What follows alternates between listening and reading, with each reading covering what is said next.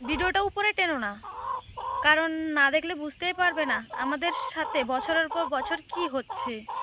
তো চলো।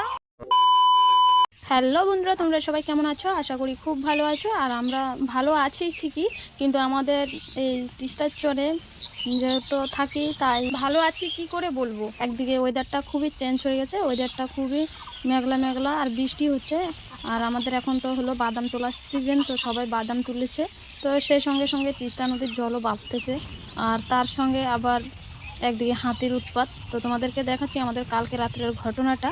কালকে রাত্রে কোনো মতে আমি বেঁচে পালিয়েছি হাতির সামনের থেকে। তো আমাদের ঘরের পিছনে এনে বাদামগুলো শুকোতে দিয়েছে, আর শুকোতে দিয়েই মানে জানি না কালকে রাতটা আমি জীবনে আর ভুলতে পারবো কিনা।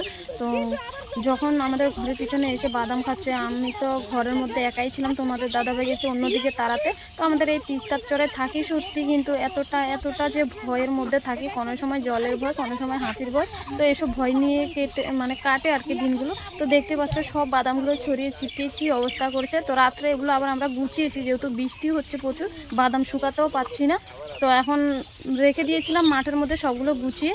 আর রাত্রের বেলা প্রায় 50-60টা হাতি ঢুকে গেছে, আর এসে সব প্লাস্টিক ছিঁড়ে ছিঁড়ে যতটা পেরেছে খেয়েছে, আর যতটা পেরেছে সব চারিদিকে ছড়িয়ে ছিটিয়ে কী অবস্থা করেছে। তো আমরা চাষিরা খুবই কষ্টের মধ্যে দিয়ে, মানে যারা আছে আর কি, শুধু আমরাই না, সবাই খুবই কষ্টের মধ্যে দিয়ে এসব চাষবাস করছে আর কি এখন।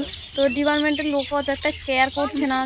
তো আমাদের দেখতেই পাচ্ছ গ্রামে কি অবস্থা, হাতির উৎপাত খুবই খুবই মানে এখন বেড়ে গেছে, যেহেতু ভুট্টা তো বাদাম এসব কিছু পাচ্ছে। তো আমরা এসব চাষ না করলেও হচ্ছে না। তো দেখতে পাচ্ছ একটা তিরপালকে মানে প্লাস্টিকে কয় টুকরো করে দিয়েছে, সব প্লাস্টিকগুলোকে এরকম করে ছিঁড়ে ছিঁড়ে যতটা ছিল সবগুলো খেয়ে নিয়েছে বাদাম। মানে খেয়েছে, সব খেতে পারেনি, যতটা পেরেছে খেয়েছে। পরে তো সবাই এসে তাড়িয়েছে।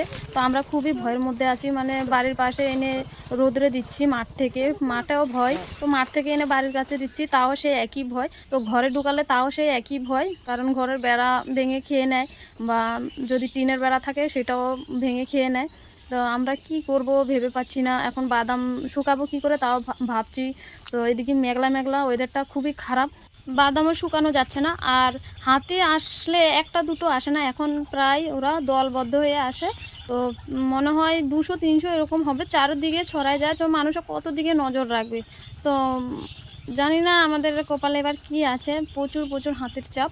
আর এদিকে তিস্তার জলও বেড়ে যাচ্ছে, অনেকে আছে চাষ করেছে, তো বাদাম আনতে পারেনি। তো আমরা তাও নিয়ে আসছি, যেদিন আনছি তারপরের দিন আবার তিস্তা নদীর জল বেড়ে গেছে, কারণ সিকিমে খুব বৃষ্টি হচ্ছে, তার জন্য তিস্তারও জল বেড়ে গেছে। আর আমাদের এদিকেও বৃষ্টি থামার কোনো নামই নেই। তো কালকে কত কষ্ট করে শুকিয়েছি দুপুরবেলা, এমনিতে মেঘলা মেঘলা, তো যেগুলো ভিজে গেছিলো সেগুলোকে মানে অল্প অল্প করে শুকিয়েছি। তো সেগুলোকে আজকে শেষ করে দিল। আর দেখতে পাচ্ছ প্লাস্টিকগুলোকে কি করেছে, তো কিছুক্ষণের মধ্যে সব কিছু শেষ করে দিল আর কি। আর ওরা আসে দলবদ্ধ হয়ে, দেখো পুরো জানলা আছে, মানে ঝিঙা, চাল কুমড়া, তো ঘেরা এসব কিছু আছে, সব কিছু শেষ করে দিয়েছে। মানুষের যা চাষ করছে তো সব নষ্ট করে দিচ্ছে হাতিতে এসে। তো কী করব এখন ভেবে পাচ্ছি না, সবার একই অবস্থা, সবাই ভয়ে এবং আতঙ্কর মধ্যে দিয়ে দিনগুলো কাটাচ্ছে। তো দিনটা যেমন তেমন কাটছে, রাতটা পুরো কি বলবো। তো দেখতে পাচ্ছ তাদের পায়ের ছাপ, তারা একটা দুটো আসে না, অনেকগুলো আসে, তো চারদিক দিয়ে আসে।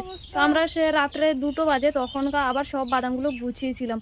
তো সবাই মিলে ধরে গুছিয়েছি, তারপর আবার বৃষ্টি আসছে। তো কি বলবো, আমাদের আর প্লাস্টিক নেই। তো যে কটা প্লাস্টিক ছিল সবগুলোই ছিঁড়ে ফেলেছে।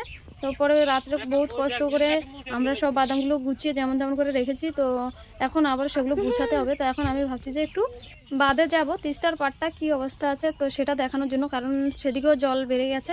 তো দেখতে পাচ্ছ এদিক দিয়ে পেরিয়ে আসছে, এটা হলো চুলকানি নদী। তো চারিদিকে জল জমে আছে, বৃষ্টিতে প্রচুর মানুষের সবজি, মানে যা যা আছে চাষ করেছে সব কিছু নষ্ট হয়ে গেছে। তো বাদামগুলো এখন হাত দিয়ে বসে বসে ছাড়াচ্ছে, আর এরা যেতে যেতে যা কিছু পেয়েছে সব খেয়ে একবারে নষ্ট করে শেষ করে দিয়েছে। যতটা পেয়েছে খেয়ে, যেদিক দিয়ে যাচ্ছে তারা পুরো রাস্তা বানিয়ে রেখে যাচ্ছে, আর সামনে যা পাচ্ছে তাই নষ্ট করে রাখছে। তো দেখতে পাচ্ছ তাদের তো শরীরটা বিশাল বড়, তো এখান দিয়ে পাট করেছে, পাটটাও নষ্ট করে দিয়েছে। আর বাদাম গাছ তো পাড়িয়ে টাড়িয়ে শেষ। তো এদিকে লঙ্কার চাষ, তো সেটাও নষ্ট করে দিয়েছে। তো একসঙ্গে তো সবাই যায় না, তো এদের যাওয়ার মানে রাস্তা বহুত বড় লাগে, আর যেখান দিয়ে যায় সেখান দিয়ে সব শেষ হয়ে যায় আর কি। তো যা পাচ্ছে তাই খাচ্ছে, পুরো আমাদের এলাকাটা পুরো তছনছ করে দিয়েছে। শুধু আজকে না, প্রত্যেকটা দিন আসে, কিন্তু আজকের দিনটা আমাদের মানে বাদাম শেষ করে দিল আর কি। তো একদিন এক একজনের ধরে আর কি। তো কত আর পাহারা দিয়ে রাখবো। এটা হলো চুলকানি নদী, সে চুলকানি নদীটাও এখন ঘাস পাতায় ভরে গেছে, প্রচুর জল। তো বৃষ্টিতে মানে প্রচুর ঘাস হয়ে গেছে, আর এখন বন দপ্তরও কেয়ার নিচ্ছে না। তো এদিকে বৃষ্টি, এদিকে জলে সব নষ্ট হয়ে যাচ্ছে, এদিকে হাতির উৎপাত, এদিকে তিস্তা নদীর বুকে যারা যারা চাষ করেছে মানে বাদাম চাষ, তো তারা এখন বাদাম আনতে পারছে না, প্রচুর জল বেড়ে গেছে। তো মানুষের কি বলবো, বিপদের উপরে বিপদ, জানি না কি করবে সবাই। তো আমি চাই যে সবাই ভালো থাকুক, সুস্থ থাকুক, আর সবাই ভালোভাবে চাষ করেছে কষ্ট করে, যাতে আবার সবাই ভালোভাবে সব কিছু বাদাম টাদাম যাই করেছে ভালো করে যাতে বাড়ি নিয়ে চলে আসতে পারে। তো আনলো, এখন দেখতে পাচ্ছ এদিকে কলা গাছ টাছ সব ভেঙে দিয়েছে। তো এদের উৎপাতও মানে বাড়িতে গেলেও আর শান্তি নেই। তো দেখতে পাচ্ছ আমাদের বাড়িতে নিয়েছি বাদামগুলো, সেগুলো নষ্ট করে ফেলেছে।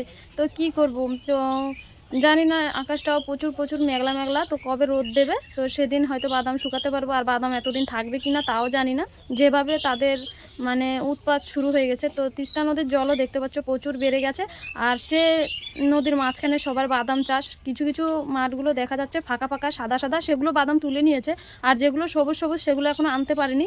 আর এদিকে এখন গাড়িও পেরোচ্ছে না, তো আনবে কি করে, বহুত মানুষের কষ্ট। জানি না ভগবান কেন যে এই তিস্তার চরের মানুষের এত কষ্টটা দিয়েছে। তো ঠাকুর যদি চায় আর কি, তবেই সবাই ভালো করে এইখান থেকে সব কিছু নিয়ে বাড়ি যেতে পারবে। তো তিস্তা নদীর জলটাও প্রচুর, আর দেখতে পাচ্ছ কিনা জানি না, তিস্তা নদীর মাঝখানে এখনও বর্তমান 4টে হাতি দাঁড়িয়ে আছে। তো সে 4টে কোথাও যেতে পারছে না, তো হয়তো দলবদ্ধ থেকে ছুটে গেছে, তার জন্য এরা এখানটায় মানে হারিয়ে গেছে। তো এখানটায় রচ্ছে, ঘুরে ফিরে রচ্ছে। তো তোমাদেরকে ভালো দেখাতে পারছি না, কারণ অনেকটা দূরে, তো তাই। তো ঠিক আছে বন্ধুরা, আমি ভিডিওটা আর বাড়াচ্ছি না। তো তোমাদেরকে আর কি দেখাবো, আমাদের দুঃখের কাহিনী তো যেটুক পেরেছি দেখিয়েছি। এখন আমার বাড়ি গিয়ে যেগুলো বাদাম মাটিতে ছিটিয়ে রেখে গেছে, তো সেগুলো কুড়িয়ে নেবো। আর যে কটা বাদাম আছে ভালো, তো সেগুলো রোদরে দিতে হবে। আকাশের ওয়েদারটাও দেখতে পাচ্ছ মেঘলা মেঘলা, তো এই মেঘলার মধ্যে আমাদের বাদামগুলোকে আবার গুছাতে হবে। জানি না বৃষ্টি আসলে হয়তো আবার ভিজে যাবে। তো আসছি তোমাদেরকে শুধু দেখানোর জন্য। আর সবাই যেহেতু চিৎকার করছে যে হাতি আছে, জল বেড়েছে, তো এসব কিছু দেখতে এসছি, তোমাদেরকেও দেখালাম। তো তোমরা সবাই ভালো থেকো, সুস্থ থেকো, আর আমাদের জন্য আশীর্বাদ করো, সবাই যেন ভালো থাকে, সুস্থ থাকে আমাদের এই তিস্তার চরের মানুষগুলো।